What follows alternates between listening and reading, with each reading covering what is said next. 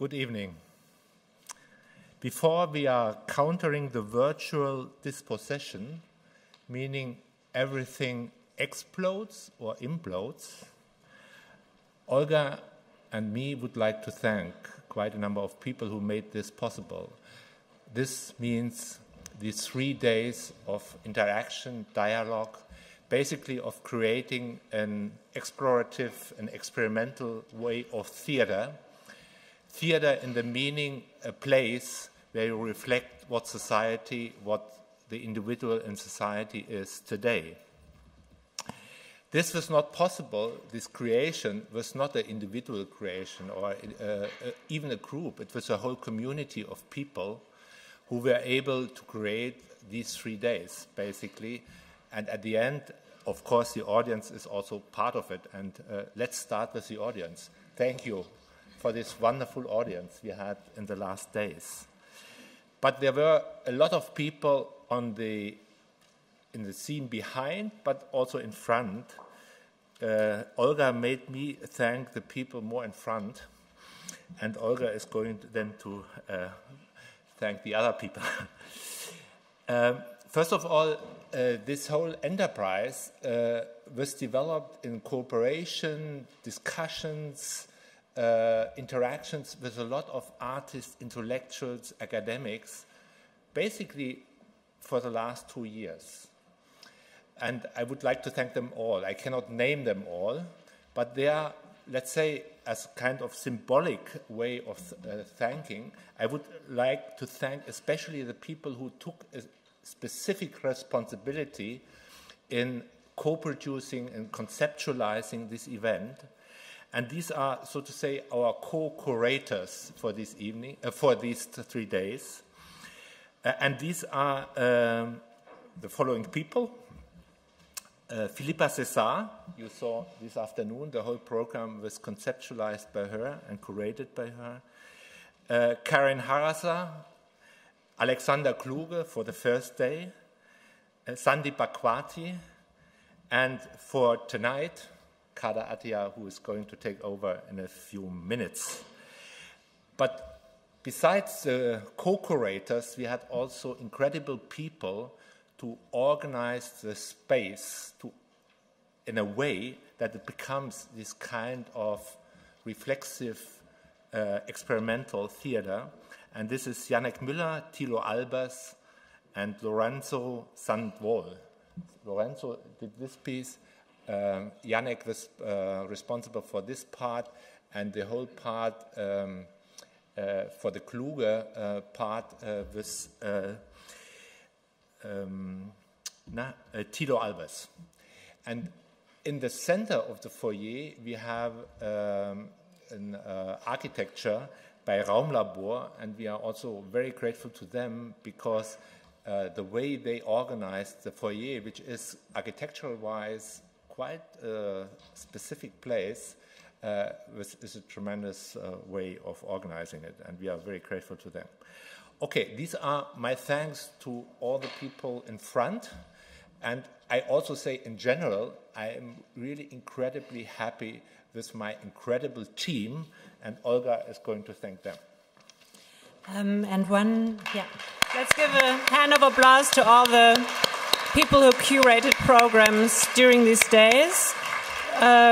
We forgot one name, that's Boris Buden. He conducted the Unlearning plays with us, and obviously all the incredible collectives who are giving workshops, and you've seen them maybe in the foyer, are also part of this program, and they are Ferrous Publishing Practices, a Tactical Technology Collective, Telekommunisten, Raumlabor Berlin, no, I didn't write them down, Defragt Center for Theoretical Periphery, Nobotic,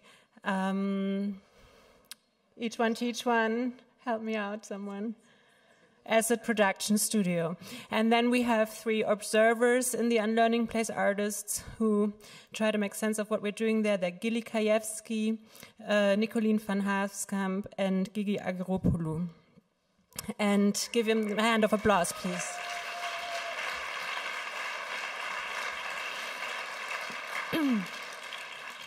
Now I'm coming to our team here at HKW, and the project leader of Das Neue Alphabet for the 3 years, the person who also conceptualized it with us, and Bernd and I, we are responsible for these opening days, but she's really the head of project for the whole 3 years. That's Annette Bhagwati over there. And the head of production for the opening days, and I guess the person who had the hardest work during these days is Claudia Peters.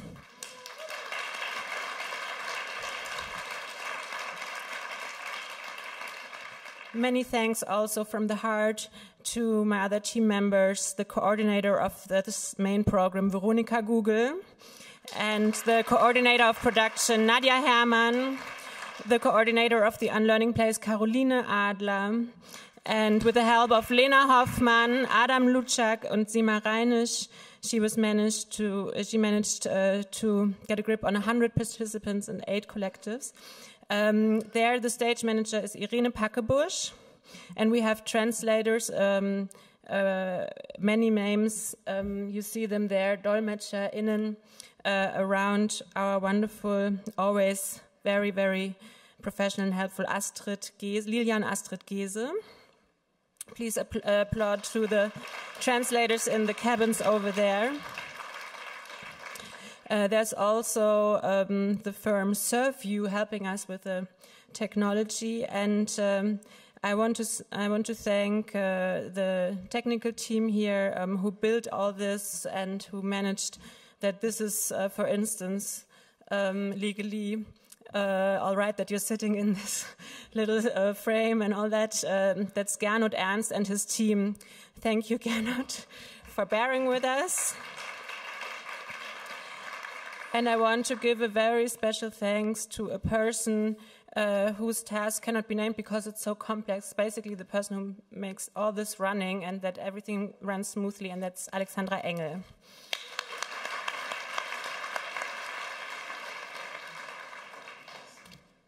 And I would like to thank Olga for a wonderful...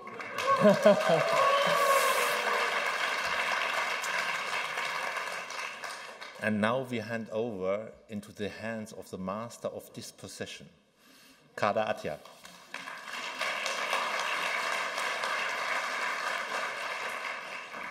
It's going to be very quick. Thank you very much for everyone who's here tonight and for all the people that have been mentioned by Olga and Bernd.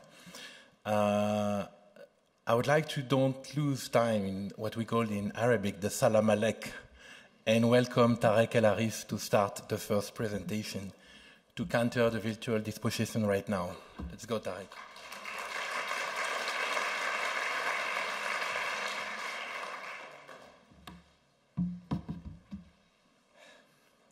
Hello, everyone. Thank you for the invitation. This talk really comes out of engagement with the question that Kader Attia asks for this panel, countering virtual dispossession. And of course, you know, I was thinking about dispossession, and I was thinking about possession as possession by the jinn, possession by the spirits, but I'm also thinking about dispossession and repossession, and thinking about territorialization and deterritorialization, thinking about the work of Deleuze. So the associations that came to me to answer this call were multiple.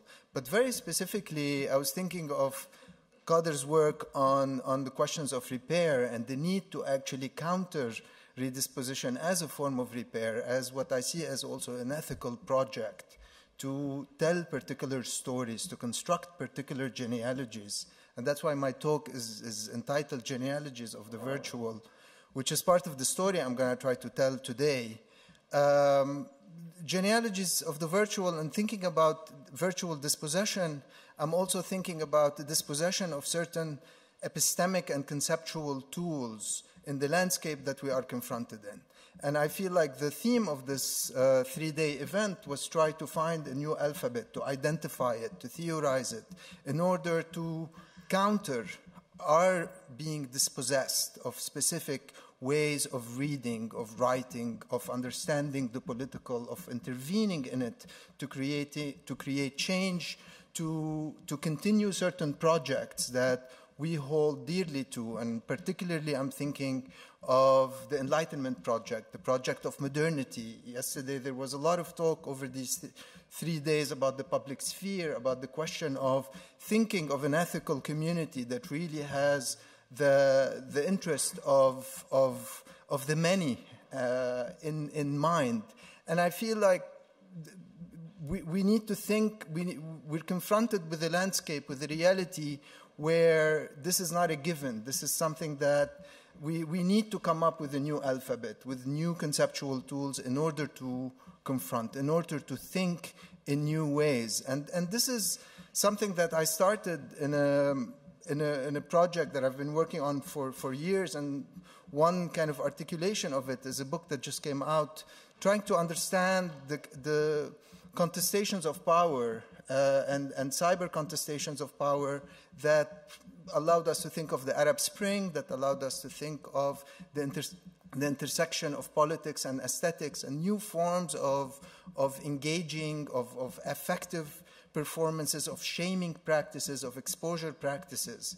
And as I was researching and writing this book, I found that also I discovered that I was not just simply encountering or trying to understand activists contesting power, but I felt I entered into the land of the ghoul. I entered also into a very chaotic, archaic sphere that has put in question my own epistemic tools as a thinker, as a researcher. And I want to start with kind of a quotation from a Saudi public intellectual. His name is Abdullah al-Ghaddami. And Ghaddami says, Twitter, and of course by Twitter we can think cyberspace, we can think of a larger landscape that we are faced with, is a formidable cultural tool that performs dual yet complementary functions of unveiled unveiling. And I have the Arabic, transliterated. It is unveiled because the account holder becomes unveiled as if he were bathing in a glass house, while his fingers precede his thinking, carried away with every outlandish tweet, only to end up in an exposed scene standing on a curtainless stage. Twitter performs the function of unveiling, since you as follower are able to see everyone, unveiling them in a live scene through this unveiling tool. These dual functions of Twitter create a new kind of cultural curiosity, since you will gain insight into a character's impulses and hidden sides, so that what was covered up and shielded becomes exposed. This is the glass house, for he who enters it is no longer safe. And this is the landscape that hit me and that I had to account for. And here the references, we are not just simply talking about a certain form of communication that has changed, a certain kind of insight that is developing, but is almost like a shattering of the very notion of the subject. The subject that is linked to this kind of constellation of modernity, that is tied to the project of the Enlightenment, that is tied to the project of modernity, not only in Europe, but also in the Middle East, also in Africa, also in other parts of the world, definitely starting in the 19th century and onward.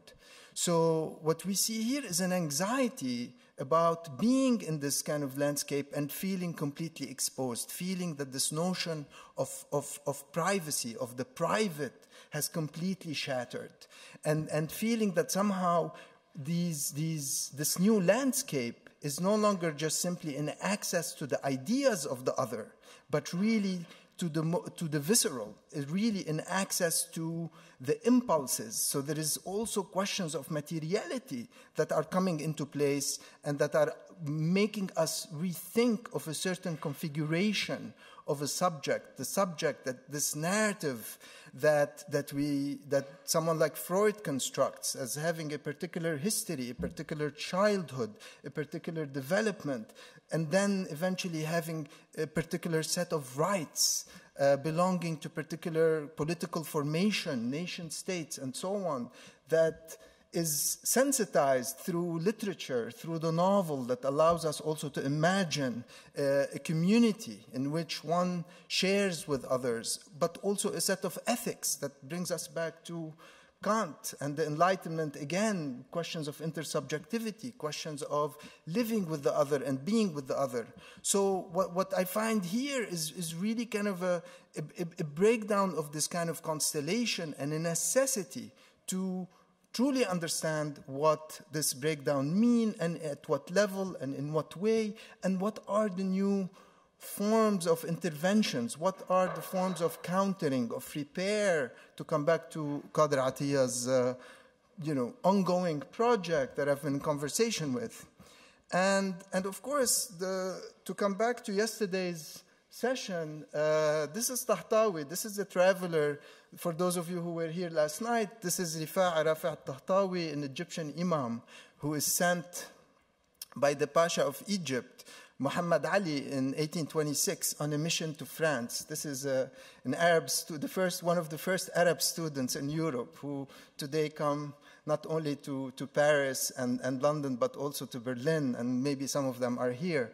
This is the moment where this project of modernity is not just simply happening in Europe, but it is also through these students coming here, bringing back some form of modernity, but also encountering a certain breakdown, encountering the kind of breakdown that we were talking about yesterday in this Hall of Mirrors. And of course, just briefly to summarize this kind of episode where Tahtawi comes into a cafe in Marseille, 1826, and he has all these mirrors, and he feels extremely unsettled. He feels that his imago, what Jacques Lacan calls the imago, this idea, this reflection that's supposed to consolidate the subject, that's supposed to somehow form the subject, is not functioning, is actually here lost, multiplied, continuously multiplied. And this is where the virtual and the Deleuze understanding of virtual comes into play, where there is this kind of multiplicity of images that never really coalesce into a coherent subject. But of course, part of the experience of modernity that leads us into the project of Arab modernity, the nation state, the idea of civility, the idea of the novel, and all the things that are unsettled today in this landscape that we are living in, not only in the Middle East, but also, I would say, globally. This idea of breakdown that Tahtawi goes through in Marseille is meant to be generative. It's meant to be a configuration that is going to produce the modern subject. It is going to be a way for this part of the world to also participate in this kind of global modern project that is not just simply located in Europe, but also that has all these other participants that have not been incorporated into its history. But what Al-Ghazami, to come back to the quote that I just did, is that is this dispossession, is this virtual dispossession today in 2019 a kind of a moment of breakdown that is going to be followed by a reconstitution, a resuturing, generating a certain modern subjectivity through particular institutions of education. I mean, one of the things that Tahtawi does when he returns to Egypt is to create the School of Languages, where they will teach translation. To come back to Amelie Apter's questions raised yesterday as well. So what Al-Ghazami seems to be telling us is that there is something about that resuturing, there is something about that forging of the modern subject with all the things attached to it, with all this constellation of nation state, of the liberal nation state, of the educational system that go with it, of the kind of public sphere that make it thrive, that there is something about that is unsettled. And this is where, the question of the Ghouls, the questions of the archaic, the question of a certain past, something perhaps that was repressed, something that was not fully dealt with is coming back, but it's not coming back as itself, it's coming back as forms of fiction.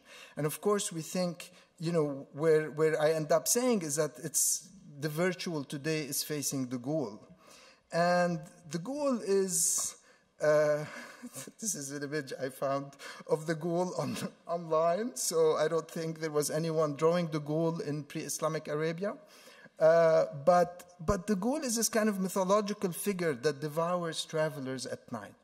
The ghoul is a structure of anxiety, very similar to the kind of structures of anxiety that someone like Freud uses by going to Greek mythology to talk about the Sphinx, in Oedipus Rex, this kind of, perverse creature, and again to build on them as part of as part of the history or the anxiety of the subject. And the ghoul is actually returning. There are a lot of references to ghoul in rap songs. In Morocco, there is a TV series on Netflix called The Ghoul about this, set in India, about this interrogator who's interrogating a Muslim terrorist in India who ends up being the ghoul. So, of course, this is not very unusual as a metaphor, the monster, the terrorist.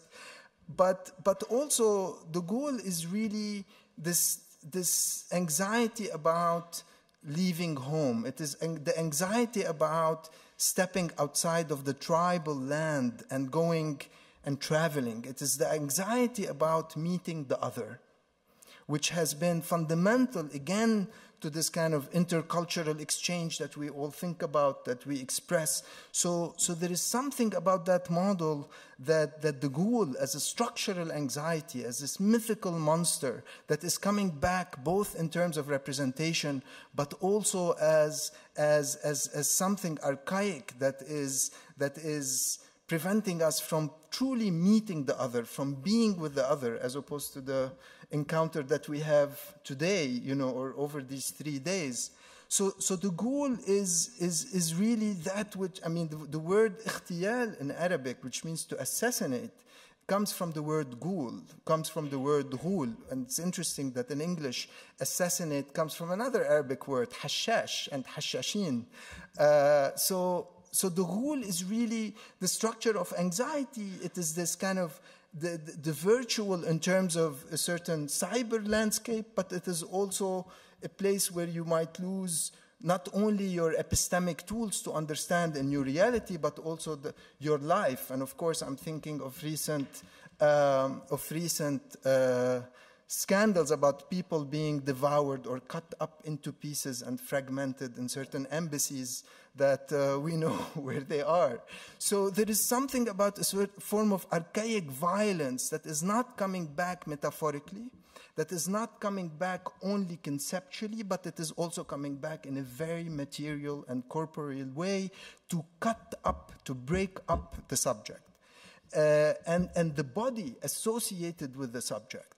And of course, the ghoul is not only that which lies outside of the tribal land, but the ghoul is also seen in all these classical texts as also being shape-shifting. One of the characteristics of this mythical creature is that it changes shape, so we don't always recognize it. And this is perhaps one of the shape that the ghoul takes.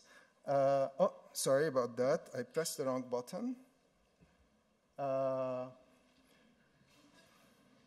So to say that we are living in the land of the ghoul, I come from the certain country that's across the Atlantic, is also not only thinking about this cyberspace, or thinking about a certain kind of epistemological breakdown that's making us rethink the project of modernity, but also to think about the sovereign, to think about the sovereign as also ghoulish, as also shape-shifting, but also not so shape-shifting. This is kind of and these are the things that, this is perhaps another ghoul that is laying over over this book that came out, where I want to give you some examples of the things that made me think of this return of the archaic. Of course, we think of Game of Thrones, which is not just simply kind of a replaying of a certain historical period, but it is also fantasizing about it. I mean, why this fascination? Why also this seduction with certain forms of archaic violence that are coming back today? And one of the examples that I look at in the book is this Saudi Twitter blogger from Saudi Arabia called Mujtahid. And of course, what we see, Mujtahid is not, where is the picture? This is the picture of his Twitter account. Well, we don't know if it's his. We don't know. I mean, some people claim to have interviewed him, and he said it's a he. Some people speculate that he lives in London. Some people think he's part of the royal family. But he tweets about Saudi Arabia and Saudi politics, and he knows exactly what's happening at the time, and he draws all these followers. He's extremely, no one really knows how he knows, and he constructs himself as having access to a particular knowledge that is not, that is mysterious, that is enigmatic, that is somehow coming to him from a source that defies any model of verifiability. But not only that, when we look at his image, it is not the image of this is the ID picture, right? I mean, all these kind of account pictures are meant to be an ID picture. You know, the outcome of a certain interpellation, how, you know, what we have to have on our passport to cross borders. And of course, what we have here, we have a portal. We have a portal that takes us into some desert space that is not, you know, that could be in Saudi Arabia, but it is really in North America. I mean, we have here a connection of a certain, of this landscape that connects Native American tribes to Bedouin tribes in the desert. And also we see someone who's constructing himself also as a fictional character, but also as a knight. His name is Harith wa Hammam. His motto is Harith wa Hammam, which means a knight or the laborious one. And also Harith wa Hammam are the closest names to the Prophet's heart. In Hadith, in the Quran, they are the closest names, the most preferred names to the Prophet. So he is the truth teller. So Mujtahid constructs himself as the truth teller. But where is this truth coming from? And then he mystifies also, and he bewilders his followers who follow him, because he knows what happens in a meeting of ministers as it is happening. And people think he is a jinn. People think that he has access to a certain information that is coming to him from an otherworldly place. And that also makes us come back to this question of the virtual. What is the virtual, and how can we frame the virtual if it's not as well to rethink the kind of framework for how we think about truth and knowledge, and also in this case followers, because his followers are bewildered by what he is able to reveal.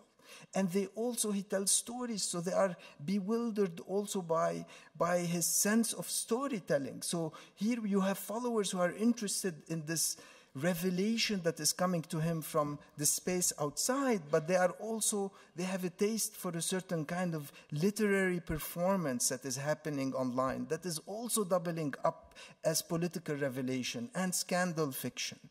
So what we're having here is and what I find having to do here is to go to Islamic hadith, something I'm not trained to do, to go to the classical literary sources in medieval Arabic, and which is also something I'm not trained to do, and then also to look at questions of Native American history, but also to analyze, to bring together a picture that my particular tools, my research tools have not prepared me to encounter, that I have to somehow go and learn a new alphabet or enter into a different landscape in order to understand this kind of return of these references that are making Mujtahid draw on the people that he's drawing, and also bringing back something that precedes the nation state, that imagines a certain a pre-Columbian America, perhaps, as the land of the kind of oppressed or forgotten tribe that is now coming back. So what we see here is really a portal that we have to enter, that his followers also enter, that takes them into a particular period, into a particular geography, into a particular desert in this case, and to have to kind of think about how they are being interpolated as a community of followers, wanting to know something about what's happening in their country. A lot of his followers are from Saudi Arabia. The other example of how this kind of archaic or this land of the Ghoul is also coming together with this virtual is another case that has to do with this, another Saudi case, Badriya al-Bishr, who is this Saudi woman author who went to give a talk in Qatar in 2012. And what happens is that she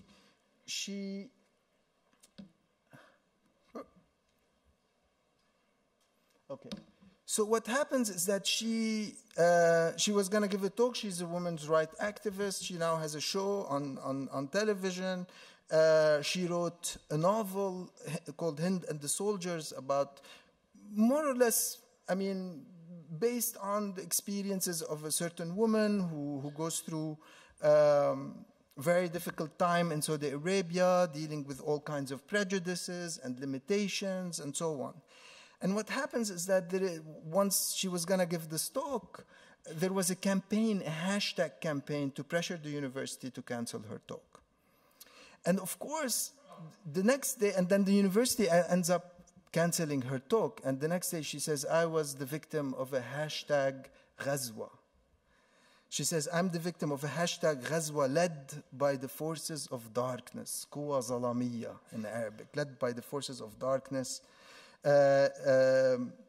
Leads to the cancellation of my talk. They can't distinguish literature from reality. She writes an op-ed in an Arabic newspaper that says they can't distinguish literature from reality. And what they do with her book, they accuse her of blasphemy. They accuse her that certain passages in her novel, Hind and the Soldiers, contain these blasphemous passages where this little girl is really criticizing her mother and saying God must be punishing, and she's afraid of God because her mother keeps scaring her, and so on.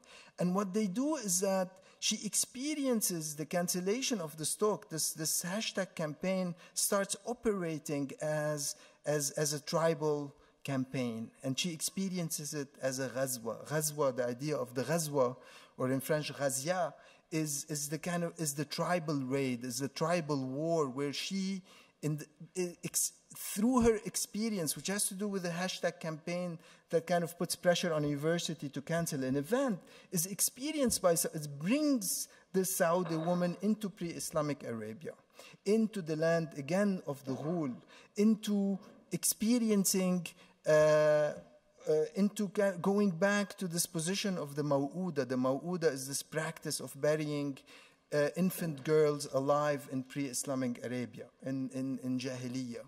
So this Ghazwa, here you have this kind of merging, this kind of very ancient anxiety about this Arabian woman, where in a Ghazwa she is taken as a slave, right? The men are killed and the women are taken as slaves.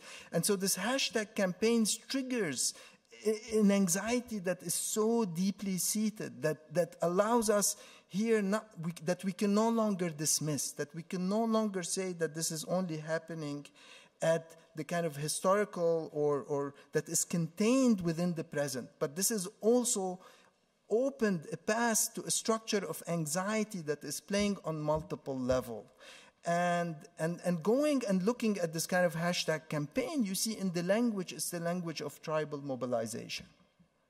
It's a tribal mobilization and the demand for retribution, and the demand for retribution for a slighted deity, for a slighted deity. And what's interesting as well is that her text, so the blasphemous passages, becomes marked in red and cut up and marked in red, and they start circulating along with her image online among those who want to really shut her down. And so what we see here is not only kind of a campaign to cancel her talk, but also a new form of reading practice where the text and somehow the body of the author herself are somehow collapsed, where there is a marking in red of these passages that are supposedly the sign of her blasphemy, but they're also opening up to new reading practices that are being that are happening in this sphere and that are also collapsing this fiction and reality, where her comment at the end, she says they cannot distinguish literature from reality. That brings us back to the question of the virtual. And what is the relation between the virtual, the real, but if we want to go into Deleuze, the idea of the actual, the ideal, and think of that particular trajectory. So to come back to the question of the Ghoul, the Ghoul, to counter the Ghoul, this campaign that targeted Badriya al-Bishr, this anxiety that cyberspace and Twitter is generating for Abdullah al-Ghazami that I started with. To counter the Ghoul, there was a band that were able somehow to slay the Ghoul because we want to counter virtual dispossession. And they were called the Sa'alik. And the Sa'alik were these brigand poets from ancient Arabia who used ruse to beat the Ghoul. Because the Ghoul, you cannot beat the Ghoul. And of course, we know this from the Odyssey, how certain monsters, you have to use ruse in order to defeat them. That you cannot actually go against them directly. That you have to use ruse because these brigand poets also have something of the Ghoul. They are quirky. They live outside of the tribe. They have been kicked out of the tribe, and they are the ones who are able to defeat the Ghoul through trickery because they understand the Ghoul. And in some way, in order to counter virtual dispossession, we don't want to get something from the Ghoul, but we also understand we need to come close and take those intellectual risks in order to take a step further into the land of the Ghoul in order to eventually counter it and come up with a new alphabet. Thank you.